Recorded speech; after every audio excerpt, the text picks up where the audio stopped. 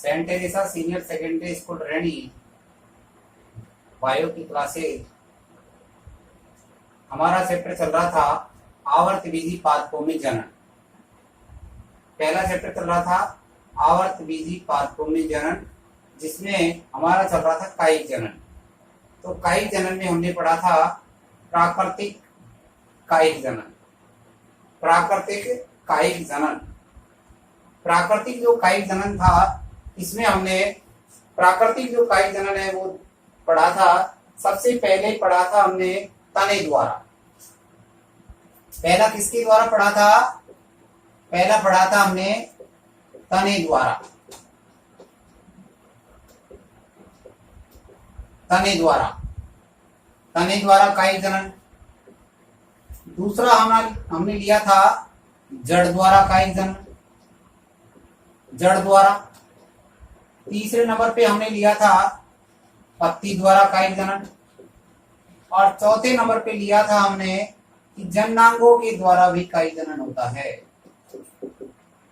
इस प्रकार से 4 प्रकार से हमने प्राकृतिक कायिक जनन का अध्ययन किया था।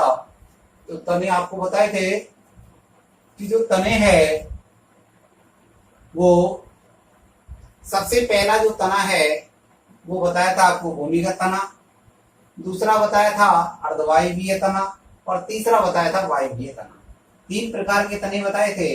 उसके बाद में जड़ द्वारा कायिक जनन बताया था कि जड़ भी आपको 2 प्रकार की बताई थी, जिसमें एक बताई थी मूसला मूल और दूसरी बताई थी अपस्थानिक मूल।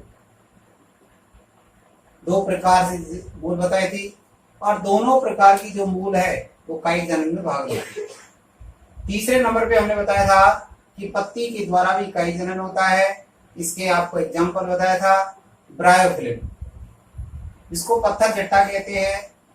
पत्थर चट्टा के अंदर जो कायिक जनन होता है वो जो पत्ती होती है उसकी जो किनारे होते हैं पत्ती के, उन किनारों के अंदर जो खांच होती है इस प्रकार की, इन खांचों से अपस्थानिक जड़ें विकसित होने लग जाती है और यहाँ से नई संतति विकसित हो जाती है।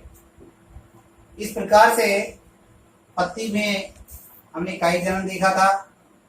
इसमें जो हमने उदाहरण देखा था अब इसके अंदर कि जो ब्रायोफिल्म है उसके अंदर किस प्रकार से कायिक जनन होता है, और चौथा हमने लिया था कि जननांगों के द्वारा भी कायिक जनन होता है।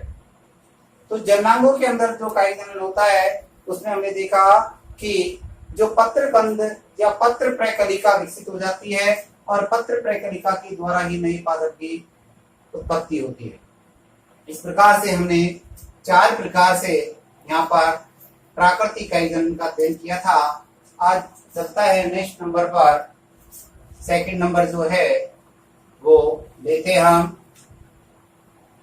कि कृत्रिम कायिक जनन। कृत्रिम कायिक प्रवर्धन, आर्टिफिशियल कृत्रिम कायिक प्रवर्धन। नाम आ रहा है कृत्रिम, कृत्रिम नाम आ रहा, आर्टिफिशियल है। यानी इसका आर्टिफिशियल का मतलब क्या हुआ? इसका मतलब होता है कि मानव के द्वारा विकसित, कृत्रिम का मतलब होता है मानव के द्वारा विकसित, अर्थात मानव के द्वारा विकसित कायिक प्रवर्धन की जो विधियां होती है ये किसके द्वारा विकसित की गई है? मानव के द्वारा विकसित की गई है। मानव के द्वारा विकसित कायिक प्रवर्धन की जो विधियां है उन्हीं को हम क्या कहते हैं? कृत्रिम कायिक प्रवर्धन। यानी कृत्रिम कायिक प्रवर्धन क्या है? मानव के द्वारा विकसित कायिक प्रवर्धन की विधियों को क्या कहते हैं? कृत्रिम कायिक प्रवर्धन कहते हैं। तो यहाँ पर ये वहां पर वो था प्राकृतिक। प्राकृतिक में क्या था? प्राकृतिक में था कि जड़, तना, पत्ती या जननांग इनके द्वारा स्वतः ही जब नए पादप संतति की उत्पत्ति हो जाती है, स्वतः ही जब नई संतति बन जाती है तो किसके द्वारा बनती थी? जड़ के द्वारा, तने के द्वारा, पत्ती के द्वारा, जननांगों के द्वारा। तो वहां पर स्वतः ही संतति उत्पन्न हो रही थी। लेकिन यहाँ पर हम कह रहे हैं मानव के द्वारा विकसित, ये मानव के द्वारा विकसित है। इसलिए इसका नाम दिया है कृत्रिम कायिक प्रवर्धन। तो ये कृत्रिम कायिक जो प्रवर्धन है, ये जो विधियां है क्यों विकसित की गई थी, पहले तो ये समझ रहा है विकसित क्यों की गई थी, इनका क्या उद्देश्य था, मूल उद्देश्य क्या था। तो पहला उद्देश्य था कि ये जो विधि विकसित की गई थी, ये अधिक उत्पादन प्राप्त करने के लिए की गई थी। भाई अधिक उत्पादन प्राप्त हो, क्योंकि मानव अधिक से अधिक उत्पादन प्राप्त करना चाहता है, इसलिए अधिक उत्पादन प्राप्त हो इसलिए विकसित की गई थी। और दूसरा कारण था कि अच्छी किस्म तैयार हो, तो अच्छी किस्म तैयार करने के लिए भी यह विधि विकसित की गई थी। तो इन विधियों के द्वारा मानव अधिक उत्पादन और अच्छी किस्म तैयार करने के लिए कृत्रिम साधनों के द्वारा, स्वतः नहीं हो रहा है कार्य, ये कृत्रिम साधनों के द्वारा नई किस्म के पादपों का उत्पादन किया जाता है, नई किस्म के पादपों का उत्पादन किया जाता है। इसलिए ये विधि विकसित की गई थी, कौन सी, कृत्रिम कायिक प्रवर्धन। तो कृत्रिम कायिक जनन जो है, प्रवर्धन जो है, इसमें कौन कौन सी विधियां काम में आती है, उनमें मुख्य रूप से 3 विधि काम में आती है। कृत्रिम कायिक प्रवर्धन में 3 विधियां काम में आती है। पहली विधि का नाम है कर्तन, दूसरी विधि का नाम है दाब लगाना, और तीसरी विधि का नाम है रोपण। कर्तन यानी होता है कटिंग करना, कटिंग करना।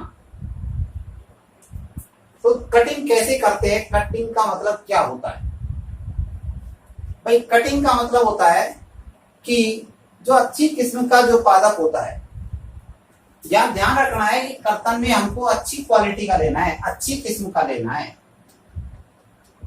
अच्छी किस्म,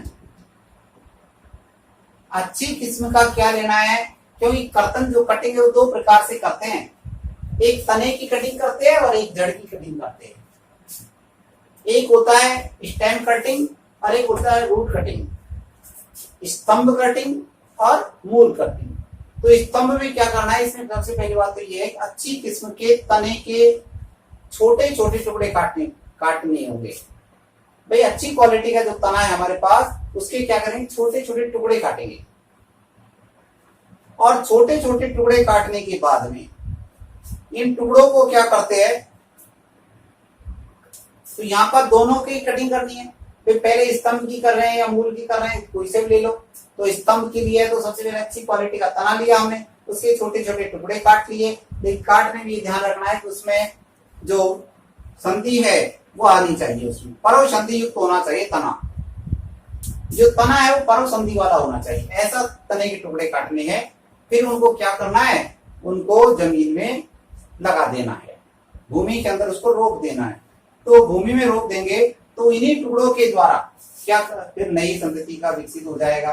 जैसे ये तना है हमारे पास, ये तना है, तो यहाँ पर जैसे परव संधि आ गई, एक परव संधि यहाँ पर आ गई, एक परव संधि इस जगह आ गई, यहाँ पर आ गई। तो हमको क्या करना है, परव संधि टुकड़े काटने हैं इस तरीके से। अब जैसे ये टुकड़ा काट दिया तो इस टुकड़े को हमको क्या करना है, फिर जमीन में रोक देना है। जैसे ये, तो इसको हमने क्या किया कि इसको जमीन में रोक दिया। तो इससे क्या है, धीरे धीरे यहाँ से अपस्तानिक जड़ें विकसित होने लग जाएगी भूमि के अंदर जब इसको देकर, और धीरे धीरे इससे संतति पैदा होने लग जाएगी। इसी प्रकार से मूल का कर्तन करते हैं कि जो मूल है उसकी कटिंग करते हैं, मूल की कटिंग करने के बाद उसको भी जमीन में रोक दिया जाता है। तो इस प्रकार से ये नई संतति का विकास हो जाता है। जब टुकड़े काटेंगे, कटिंग करेंगे, तो कटिंग करने के बाद में उसका जो टुकड़ा लिया है हमने कर्तन, उसका हमको 2/3 भाग, 2/3 भाग क्या करना है, उसको जमीन में रोपना है। जमीन में रोपने का मतलब गाड़ना है उसको। फिर गाड़ने के बाद में उसमें पर्याप्त मात्रा में क्या करेंगे, पानी डालेंगे। पानी डालने के बाद में इससे नई संतति विकसित होने लग जाएगी। कुछ पादपों के अंदर हम ये भी देखते हैं, कुछ पादप ऐसे होते हैं कि जो हमने पहले कटिंग जो काटा है, स्तंभ जो हमने लिया था उसका टुकड़ा काटा, टुकड़े काटने के बाद में उसको हार्मोन युक्त विलयन में डुबो कर रखते हैं। जैसे मान लीजिए ये हमारे पास तने का टुकड़ा है, इस तने के टुकड़े को क्या करते हैं, एक छोटे से पात्र के अंदर हार्मोन युक्त विलयन भर लेते हैं। जैसे ये, इस हार्मोन युक्त विलयन के अंदर पहले इसको क्या कहते हैं, डुबो देते हैं। डुबोने के बाद में इस तने को ऐसे निकालेंगे, और निकालने के बाद भी उसको भूमि के अंदर रोप देंगे। उसके बाद में इसमें क्या होगा, शीघ्रता से अपस्थानिक जड़ें विकसित होती है। इस तने को जमीन में लगाएंगे, इस वाले तने को, तो शीघ्रता से क्या होता है कि इससे जड़ें विकसित होने लग जाएगा, अपस्थानिक जड़ें निकलने लग जाएगी। तो शीघ्रता से कार्य हो जाएगा कब, जब इसके अंदर क्या करेंगे, हार्मोन युक्त विलयन के अंदर इसको डुबोया जाता है। तो इस प्रकार से ये स्तंभ कर्तन होता है और मूल कर्तन होता है। अब उसके बाद दूसरी विधि आ जाती है दाब लगाना, लेइंग बोलते हैं। ये दाब भी दो प्रकार से लगाया जाता है। दाब दो प्रकार से कौन कौन सा है, एक टीला दाब है और एक है वायु दाब, जिसको बोलते हैं गुट्टी लगाना। एक विधि का नाम है टीला दाब विधि और दूसरी का नाम है वायु दाब विधि। पहली विधि का नाम क्या है, टीला दाब विधि। जो टीला दाब विधि है ये कैसे क्या करते हैं, जैसे वही मोगरा है, चमेली है, उनके अंदर करते हैं ऐसा। उनमें कैसे करेंगे, जैसे ये पादप है, मान लीजिए ये पादप है, इसमें से ये शाखा निकली हुई है इस प्रकार से। तो सबसे नीचे वाली जो शाखा है, जैसे ये शाखा है, तो इस नीचे वाली शाखा को क्या करते हैं, ये भूमि है नीचे, ये तो जमीन के अंदर है, तो इसको क्या करते हैं, जमीन के पास में लाते हैं इसको ऐसे, और जमीन में लाने के बाद क्या करते हैं, इसके ऊपर मिट्टी डाल देते हैं यहाँ पर इस जगह। लेकिन ये देखनी है कि ये जो शाखा है पत्ती युक्त होनी चाहिए, आगे का जो शीर्ष भाग है इस पर पत्ती निकली होनी चाहिए। तो यहाँ पर क्या है, इसके ऊपर मिट्टी डाल देंगे, पानी डालेंगे, इस पे थोड़ा पानी डालने के बाद हम देखेंगे, कुछ दिनों के बाद हम देखेंगे तो इस जगह से, यहां से अपस्थानिक जड़ें निकलने लग जाएगी इस जगह से। जैसे यहां से अपस्थानिक जड़ें निकलेगी, फिर इसको क्या करते हैं, यहां से इसको काट देते हैं, अलग कर देते हैं, और अलग करने के बाद में भूमि में इस शाखा को लगा दिया जाता है और इससे नई संतति पैदा हो जाती है। तो इसको बोलते हैं टीला दाब विधि। ये कौन सी विधि है, ये टीला दाब विधि है। दूसरी विधि जो आती है, दूसरी जो विधि है उसका नाम है वायु दाब या गुट्टी लगाना। दाब लगाने की दूसरी विधि का नाम है वायु दाब या गुट्टी लगाना।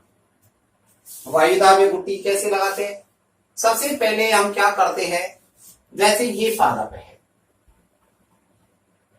ये पादप है, ये भूमि के अंदर लगा हुआ है, इससे ये शाखा निकली हुई है इस प्रकार से, ये शाखा निकली हुई है। तो इसमें जैसे ये वाली शाखा है, तो यहां से क्या करते हैं, इसको पहले खुरच देते हैं इस जगह से, यहां से इस शाखा को किसी भी, जैसे कोई धारदार चाकू जैसा हो, उससे यहां से पहले इसको खुरच देंगे। खुरचने के बाद क्या करते हैं, इस पे थोड़ा मिट्टी का लेप करते हैं। लेप करने के बाद इसके ऊपर टाट यानी जो बोरी होती है उसको इसके ऊपर क्या करते हैं, लपेट दिया जाता है। यहाँ पर ये जो हिस्सा है इसके ऊपर लपेट दिया जाता है। लपेटने के बाद में ये जो इसके शीर्ष भाग है इनको पूरी तरीके से रोक बंद कर दी जाती है। फिर क्या करते हैं, इसको रस्सी के द्वारा इसको बांध दिया जाता है, इसको पूरी तरीके से बांध दिया जाता है। अब एक पात्र लेते हैं, उस पात्र को ऊंचाई वाली जो शाखा है, जैसे ये ऊंचाई वाली शाखा है, यहां से इसको एक पात्र लेंगे और इस पात्र को यहां से क्या करते हैं, इसको लटका दिया जाता है। इस पात्र में पानी भरते हैं इसमें और एक छेद कर लेते हैं। यहाँ पर इस छेद के अंदर एक रस्सी डाल देते हैं, जैसे सूतली जो होती है अपने, उसको डाल करके और इस सूतली को इस पे हम छोड़ देते हैं ऐसे। तो क्या होता है, ये पानी धीरे धीरे रसता हुआ इसमें से निकलता हुआ और इसको पूरे को क्या करेगा, गीला बनाए रखेगा। ये गीला बनाए रखेगा। तो गीला जैसे ही बनाए रखेगा तो हम कुछ दिनों के बाद में देखते हैं कि यहां से इस वाले जो भाग है, यहां से अपस्थानिक जड़ें निकलने लग जाती है। जैसे ही यहां से अपस्थानिक जड़ें निकलेगी, इस वाले भाग को यहां से काट देंगे और काटने के बाद में भूमि के अंदर उसको रोप देंगे। तो भूमि में रोपने के बाद में हम देखते हैं कि उससे जो नई संतति है उसका विकास होने लग जाता है। जैसे अनार के अंदर देख सकते हैं, नारंगी के अंदर इस प्रकार का उदाहरण देख सकते हैं। तो ये होती है वायुदाब विधि या गुटी लगाना। तीसरे नंबर की विधि आती है जिसको रोपण विधि कहते हैं, ग्रेफ्टिंग बोलते हैं। ये 4 प्रकार का होता है। रोपण विधि भी 4 प्रकार की है। पहली विधि का नाम है जिह्वारोपण, दूसरी विधि का नाम है फच्चर रोपण। फच्चर और वेज, वेज का मतलब है एक जिस प्रकार से अपने घरों पर ये नुकीली जो छेनी का जैसा आकार होता है, इस प्रकार की स्ट्रक्चर होती है, इसको वेज कहते हैं। वेज वी आकार की स्ट्रक्चर होती है, वेज रोपण। तीसरा होता है किरीट रोपण, जिसको मुकुट रोपण के नाम से भी जाना जाता है, कि इस प्रकार से लगाए जाते हैं कि मुकुट जैसी स्ट्रक्चर बन जाती है इसमें। और चौथा होता है कलिका रोपण। तो 4 प्रकार का रोपण होता है इसमें कायिक जनन की रोपण विधि में। पहली का नाम है जिह्वारोपण, दूसरी का नाम है फच्चर रोपण, तीसरी का नाम है किरीट रोपण और चौथी का नाम है कलिका रोपण। तो इस प्रकार से इसमें ये 3 विधि हो गई है। तो पहले एक एक को डिटेल से हम समझते हैं और लिखते हैं। तो सबसे पहले लेते हैं स्तंभ कर्तन। तो पहली विधि का नाम है कर्तन, कटिंग। यानी कटिंग में क्या करते हैं, ये जो प्रक्रिया है, कटिंग की जो प्रक्रिया है, इस प्रक्रिया में क्या करते हैं, पौधे के किसी कायिक भाग के, पौधे के किसी कायिक भाग की, कायिक भाग कौन सा, जैसे जड़ है, तना है, पत्ती है, ये पौधे के कायिक भाग है। कायिक भाग के क्या करने हैं, हमने टुकड़े काटने हैं। टुकड़े काटकर उनको भूमि में क्या करना है, रोपना है, लगाना है। भूमि में रोप दिए जाते हैं। इन्हीं टुकड़ों से फिर क्या होता है, नए पौधे का विकास होता है। जो टुकड़ा काटा है इन्हीं से क्या करते, नए पौधे का विकास हो जाता है। तो ये होता है कर्तन। लेकिन कर्तन के द्वारा जो कायिक प्रवर्धन होता है, इसको कई कारक भी प्रभावित करते हैं। कई कारक कौन कौन से हैं? सबसे पहला है जो हमने टुकड़ा काटा है, यानी जो प्रवर्ध है हमारे पास, ये उपयुक्त लंबाई का होना चाहिए। पहली बात तो ये उपयुक्त लंबाई का मतलब है जो हमने टुकड़ा काटा है वो ज्यादा बड़ा भी नहीं हो और ज्यादा छोटा भी नहीं हो। लेकिन उसमें भी ये ध्यान रखनी है कि जो टुकड़ा है हमारे पास, जैसे ये है हमारा, ये तना है, तो इसमें से जो हम टुकड़ा काट रहे हैं वो पर्व संधि युक्त भी होना चाहिए। ये भी ध्यान में रखना है कि उपयुक्त लंबाई का भी हो और पर्व संधि युक्त होना चाहिए। दूसरा है मातृ पादप की आयु भी देखनी है। जो पादप वो कितना नया पुराना है वो भी देखना है, कितने साल पुराना है या नया है। तीसरा नंबर ये देखना है कि रोपाई के लिए उपयुक्त मौसम कैसा है। कहीं ऐसा तो नहीं है कि गर्मी का मौसम चल रहा हो। यदि गर्मी का मौसम में यदि रोपाई करने लगे तो अंकुरण होना ही बहुत मुश्किल हो जाएगा। इसलिए रोपाई के लिए उपयुक्त मौसम भी देखना होगा कि भाई मौसम अनुकूल है या नहीं है, इस समय किस प्रकार का मौसम है, उपयुक्त मौसम भी है कि नहीं। तो ये बात को ध्यान रखना है। इसके बाद उस प्रवर्ध जो है हमारे पास जो टुकड़ा है उसका व्यास भी देखना है हमको कि भाई कितना मोटाई का ये है। तो 4 बातें हैं, ये कायिक प्रवर्धन को हमें ध्यान रखना है। उपयुक्त प्रवर्ध की उपयुक्त लंबाई, मात्र पादप की आयु, रोपाई के लिए उपयुक्त मौसम और प्रवर्ध का व्यास, 4 बात। अब ये देखना है कि कर्तन कितने प्रकार का होता है। कर्तन होता है 2 प्रकार का। कर्तन कितने प्रकार का होता है, 2 प्रकार का। 2 प्रकार का कर्तन कौन कौन सा होता है, एक होता है स्तंभ कर्तन और एक होता है, पहला तो होता है स्तंभ और दूसरा होता है मूल। स्तंभ कर्तन और मूल कर्तन, 2 प्रकार का कर्तन होता है। कौन कौन सा होता है, स्तंभ कर्तन और मूल कर्तन। तो पहला लेते हैं हम स्तंभ कर्तन, स्टेम कटिंग। इसमें क्या करना है, अच्छी किस्म के पर्व संधि युक्त, ये मेन बात है, ध्यान रखना है कि अच्छी किस्म के पर्व संधि युक्त तने के टुकड़े काटकर, तने के टुकड़े काटेंगे, लेकिन वो तना अच्छी किस्म का होना चाहिए, पर्व संधि युक्त होना चाहिए। उसके टुकड़े काटेंगे।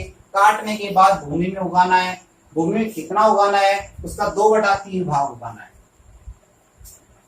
उगा दिया जाएगा, उसको गाड़ दिया जाएगा भूमि में। गाड़ने के बाद जैसे ही अनुकूल वातावरण मिलेगा उसको, तो उससे क्या हो जाएगा, अपस्थानिक जड़ें विकसित होने लग जाएगी और नया प्ररोह निकलने लग जाएगा। अर्थात जो तना हमने जमीन के अंदर रोपा है, जैसे ये जमीन में रोप दिया हमने, तो यहां से तो क्या हो जाएगा, अपस्थानी जड़ें विकसित होने लग जाएगी, और ऊपर की तरफ ये तो अपस्थानी जड़ें हो गई है, और यहां से क्या होगा कि जो नया प्ररोह है वो विकसित होने लग जाएगा। इस प्रकार से स्तंभ कर्तन होता है। जैसे किसमें होता है ऐसा, जैसे गन्ना के अंदर होता है, अंगूर में होता है और गुलाब में होता है। ये इनमें स्तंभ कर्तन के द्वारा ही काई प्रवर्धन होता है। कुछ पौधे ऐसे होते हैं जिनमें क्या करना होता है, स्तंभ कर्तन को रोपण करने से पहले हमको क्या करना है, जैसे हमारे पास ये स्तंभ कर्तन है, इस कर्तन को पहले क्या करेंगे, एक पात्र के अंदर हार्मोन युक्त विलयन लेंगे, जैसे इसमें हार्मोन युक्त विलयन है इस वाले, और ये हमारा कर्तन है, इसको डुबो करके रखना पड़ेगा। डुबो के रखने के बाद फिर कुछ समय के बाद में डुबो के रखेंगे, और डुबो के रखने के बाद इसको निकालेंगे। अब निकालने के बाद इसको क्या करेंगे, भूमि के अंदर रोप देंगे।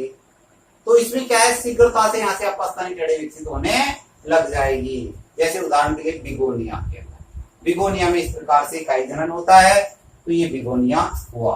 तो इस प्रकार से एक कर्तन हुआ। दूसरी विधि है कर्तन की मूल कर्तन, फ्रूट कटिंग। इसमें क्या करना पड़ता है, इस विधि में मूल के टुकड़ों को पहले टुकड़े काटेंगे, मूल के टुकड़े काटने के बाद मूल के टुकड़े काटे, टुकड़ों को ऊर्ध्व स्थिति में लगाया जाता है। जैसे ये टुकड़ा है, इसको इस प्रकार से ऊर्ध्व स्थिति में लगाना पड़ेगा, ऊर्ध्व स्थिति में लगाया जाता है, जिससे इनके शीर्ष पर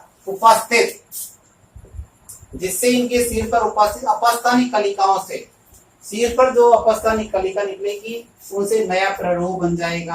यहाँ से नया प्ररोह बनने लग जाएगा, इसको भूमि में लगा दिया, यहाँ से अपस्थानी ये निकलेगी और यहाँ से धीरे धीरे नई कलिकाओं से प्ररोह बन जाएगा।